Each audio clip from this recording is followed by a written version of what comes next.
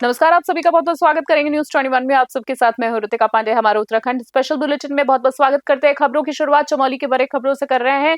चमोली के जुनेर ग्राम पंचायत के राजस्व ग्राम धुलेट में आपदा प्रभावित इंद्री लाल के परिवार ने फिर विस्थापना की मांग उठाई है। जी आपको बता दें, पिछले अगस्त की अतिवृष्टि के बाद भूस्खलन, मकानों में गहरी दरारें आ गई थी, जगह जगह परेशानियां हो रही है। वहीं बता दें, प्रशासन ने कुछ परिवारों को राहत शिविर में शिफ्ट किया और 2 परिवारों को विस्थापन की सलाह दी, लेकिन 23 सदस्यों वाला इंद्री लाल का परिवार अब भी खतरे में रह रहा है। परिवार ने मानसून से पहले सुरक्षित स्थान पर बसाने की मांग की है। उप जिलाधिकारी पंकज भट्ट ने 12 भूगर्भीय सर्वे की बात कही है। चमोली से सुरेंद्र धनित्रा की स्पेशल रिपोर्ट।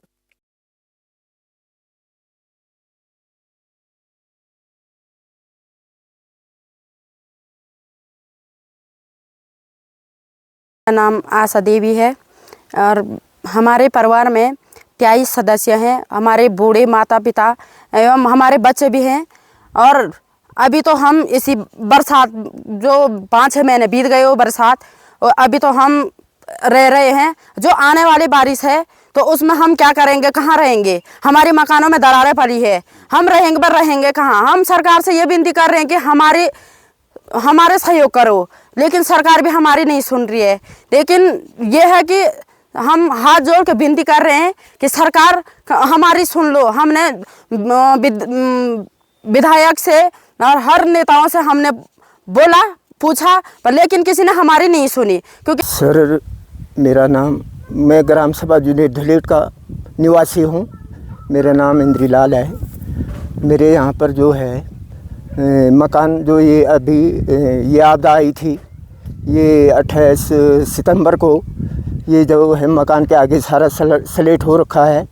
मकान के अंदर दरारें हैं। मकान के पीछे भी जो है, ये पीछे भी वो सारा धंस चुका है।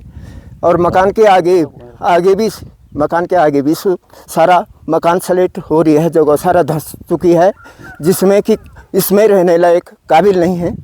जो कि रात दिन इस बरसात तो हमने स्कूलों में गुजारा रेंगांव की, और फिर हम इस बरसात फिर आने वाली है जो है 5-6 महीने। हमने शासन प्रशासन से भी यहाँ रिपोर्टें दी, ये बोला हो जाएगा। यहाँ जो है दरबार लगे, मतलब जनता दरबार में जो प्राकृतिक आपदा हमारे इस क्षेत्र, जो जुनेर मेरा ही गांव है, बगल का गांव है धुलेट, आपदा आने के बाद स्वयं मैं भी उस स्थान पे गया। उस स्थान पे जाने के बाद हमने स्थानीय निरीक्षण भी देखा।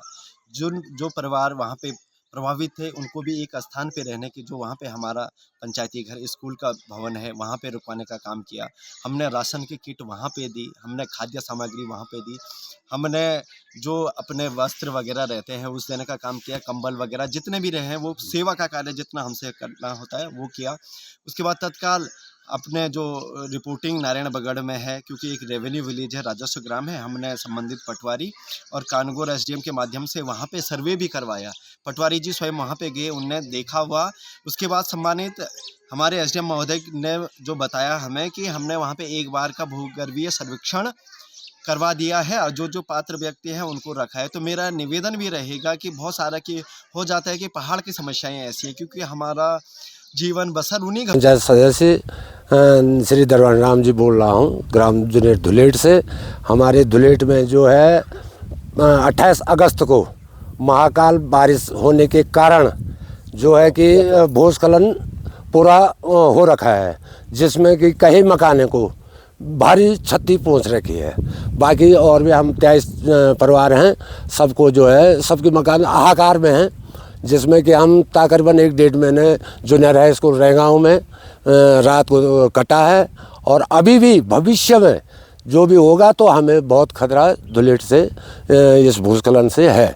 और शासन प्रशासन जो है आश्वासन तो दे रही है, लेकिन अभी तक कार्य प्रगति कुछ हमारी नज़रों में दृष्टि में नहीं आया है। अभी देखा गया है कि यहाँ पे 2 परिवार तो विस्थापित की श्रेणी में रखा गया है, लेकिन एक परिवार अभी मांग कर रहा है कि जो कि किनारे का मकान हमने भी देखा वो भी विस्थापित किया, तो उसमें क्या करना? जैसे कि माने 2 परिवारों को तो विस्थापन के लिए आश्वासन कर दिया गया है, लेकिन एक जो परिवार है यहाँ पे, ये पूरा जो है ये इंद्री लाल जी का। दिक्कत ये यार ये है कि हम रहें कैसे बरसात में। बरसात आने वाला है, इसलिए डर रहे हम कि बरसात में किस प्रकार रहें हम इस घर में, क्योंकि आगे पीछे पूर्ण रूप से क्षतिग्रस्त हो चुका है, इसलिए डरे हैं। सरकार हमारी सुने नहीं रही है। बोले है आपका कार्य प्रगति पे है, कोई बोला हो रहा है आपका कार्य हो जाएगा। हमें आश्वासन दिया जा रहा है झूठा कि आपका कार्य हो रहा है, हो जाएगा। क्या कार्य था आपका, क्या चाह रहे थे? सर हम विस्थापन चाह रहे थे। क्यों? कि हमारे मकान पे दरारें आ चुके हैं, बरसात में रहने लायक नहीं है। हम अपने लिए रहने लायक समझ ही नहीं रहे हम कि बरसात में इस मकान पे कैसे रहें, क्योंकि हमें 1-2 महीने यहाँ रंगांव प्राथमिक विद्यालय में रहे। अतः आने वाले बरसात में कहाँ रहें हम। वो स्कूल भी जंगल में है, आजकल भालू भूलू ये डर भी है।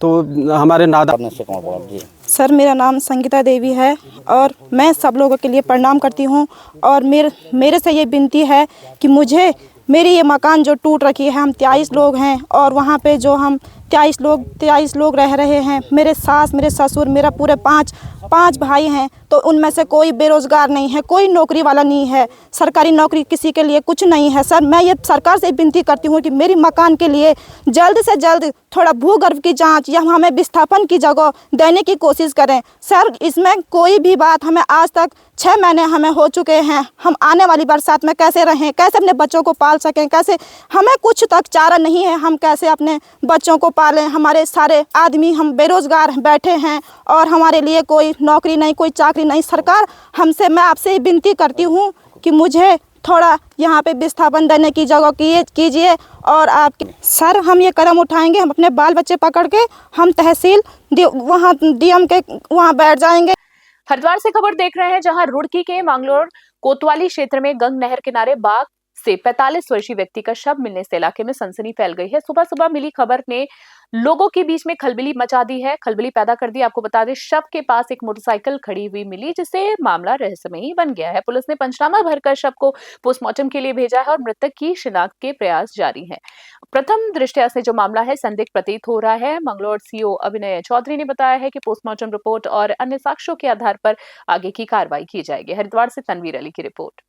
ये नहर पटरी के किनारे कस्बा चौकी का क्षेत्र पड़ता है, उसमें एक डेड बॉडी मिली है जिनकी उम्र लगभग 45 से 50 साल के बीच में है और उनकी जो मोटरसाइकिल थी वो रोड पे खड़ी थी। तो सभी पहलुओं को जो है वो जांच की जा रही है और शायद 1-2 गांव का पता लगाया कि शायद उस गांव के रहने वाले हो सकते हैं, तो उनके परिवार वालों को बुला के और गांव वालों को बुला के बॉडी की तस्दीक की जा रही है। अब प्रथम दृष्टया तो प्रतीत होता है कि झगड़े और या फिर मतलब मर्डर जैसा प्रतीत होता है, लेकिन एक बार जब वो साक्ष्य संकलन हो जाए तो उसके बाद हम पूरी तरह से कह पाएंगे क्लियर करके। हाँ, जैसे कि दिखता है कि सर पे कुछ चोटों के निशान हैं और बाकी जो है वो बहुत मतलब खेत के बीच में बॉडी मिली है, तो जो वहाँ के किसान लोग थे उन्होंने ही बताया है कि ऐसे ऐसे करके एक बॉडी पड़ी है। तो बाकी पुलिस सभी पहलुओं पे काम करके और फिर बहुत जल्दी इस चीज का खुलासा करेगी कि इसमें मतलब असली वजह क्या रही। हाँ, बॉडी को वहां से पोस्टमार्टम के लिए भेज दिया, बाकी फैमिली वाले एक बार तस्दीक कर दे तो उसकी जो है पहचान हो पाए। हरिद्वार से एक बार फिर से खबर देख रहे हैं बुलेटिन में। जब बात करेंगे हरिद्वार में कांवड़ यात्रा समाप्त होने के बाद नगर के प्रमुख घाटों, मार्गों और आसपास के क्षेत्रों में व्यापक सफाई अभियान तेज कर दिया गया। 16 तारीख से ही प्रशासन सक्रिय होकर नगर निगम और अन्य विभागों की टीमों के साथ विशेष सफाई कार्य में जुटा हुआ है। जिलाधिकारी मयूर दीक्षित ने बताया है कि श्रद्धालुओं की आस्था से जुड़ी नगरी को शीघ्र स्वच्छ और व्यवस्थित बनाना प्राथमिकता है। उन्होंने नागरिकों और श्रद्धालुओं से अपील की है कि वे स्वच्छता बनाए रखें और गंदगी ना फैलाएं। हरिद्वार से तनवीर अली की स्पेशल रिपोर्ट देख रहे हैं।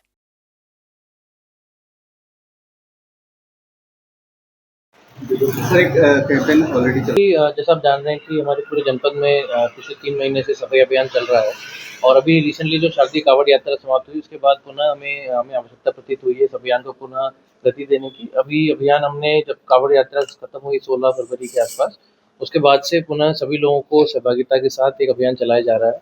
कुछ जगह अभी भी हमने देखा है कि कहीं घाट के आसपास या कहीं मंदिरों के आसपास अभी भी सफाई की काफ़ी आवश्यकता है, उसको भी टेकअप कर रहे हैं और आगे कोशिश ये कर रहे हैं कि लोग इसको अपनी आदत में डालें और साथ ही आने वाले श्रद्धालुओं पर्यटकों से भी अनुरोध करते हैं कि वो माँ गंगा की जो पवित्रता है और उसके साथ ही वहाँ साफ सफाई रखने में हमारे यहाँ सहयोग करें।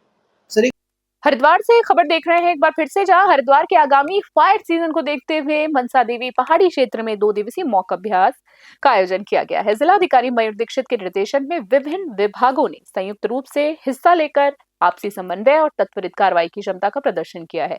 10:30 बजे मिली सूचना पर आपदा टीम तुरंत घटनास्थल पर पहुंची और आग पर काबू पाया है। परिदृश्य में 3 लोग घायल हुए हैं, जिनमें से एक को हायर सेंटर रेफर कर दिया गया है। एक घायल चीतल शावक को भी रेस्क्यू किया गया है। ये अभ्यास जो है वन संपदा संरक्षण, विभागीय समन्वय और आपात स्थितियों से निपटने में प्रशासन की तत्परता दिखाता है। हरिद्वार से हमारे संवाददाता तनवीर अली की स्पेशल रिपोर्ट देख रहे हैं आप।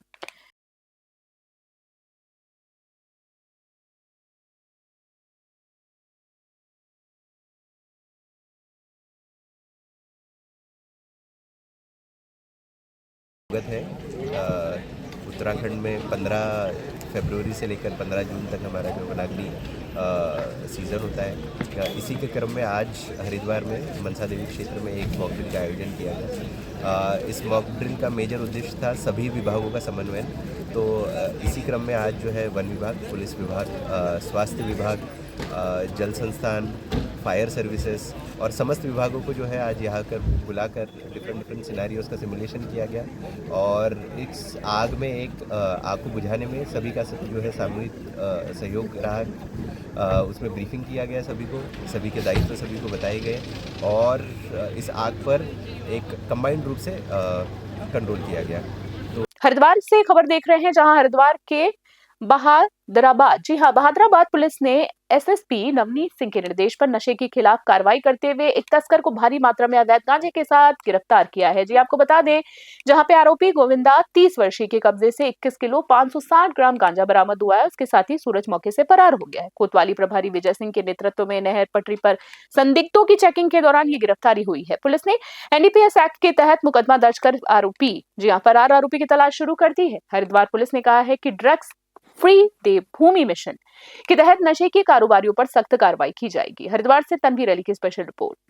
रुड़की से खबर देख रहे हैं बुलेटिन में, जहां रुड़की के मंगरौल कोतवाली क्षेत्र में गंग नहर किनारे बाग से 45 वर्षीय व्यक्ति का शव मिलने से इलाके में हड़कंप मच गया है। शव के पास एक मोटरसाइकिल भी खड़ी हुई मिली है, जिससे मामला और रहस्यमयी होता हुआ बताया जा रहा है। बता दें आपको, पुलिस ने तत्काल पंचनामा भरकर शव को पोस्टमार्टम के लिए भेज दिया है और आसपास के ग्रामीणों से मृतक की शिनाख्त के प्रयास शुरू किए हैं। प्रथम दृष्टया से मामला संदिग्ध प्रतीत हो रहा है। वहीं बता दें, मंगरौल सीओ अभिनय चौधरी ने बताया है कि पोस्टमार्टम रिपोर्ट और अन्य साक्ष्यों के आधार पर आगे की कार्रवाई की जाएगी। रुड़की से तनवीर अली की स्पेशल रिपोर्ट देख रहे हैं आप।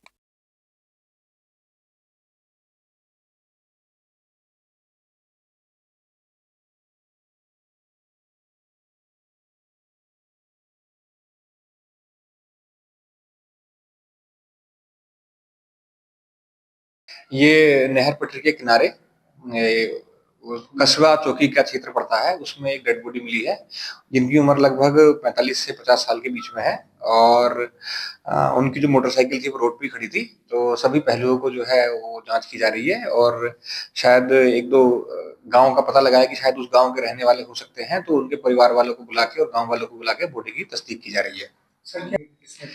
अब प्रथम दृष्टया तो प्रतीत होता है कि झगड़े और या फिर मतलब मर्डर जैसा प्रतीत होता है, लेकिन एक बार जब वो साक्ष्य संकलन हो जाए तो उसके बाद हम पूरी तरह से कह पाएंगे क्लियर करके।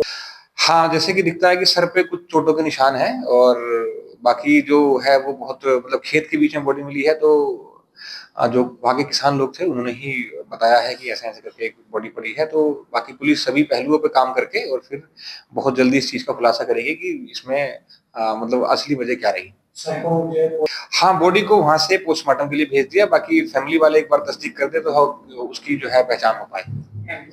खास बुलेटिन में फिलहाल के लिए इतना ही। देखते रहिए न्यूज़ 21। अभी के लिए नमस्कार, जय हिंद, जय भारत।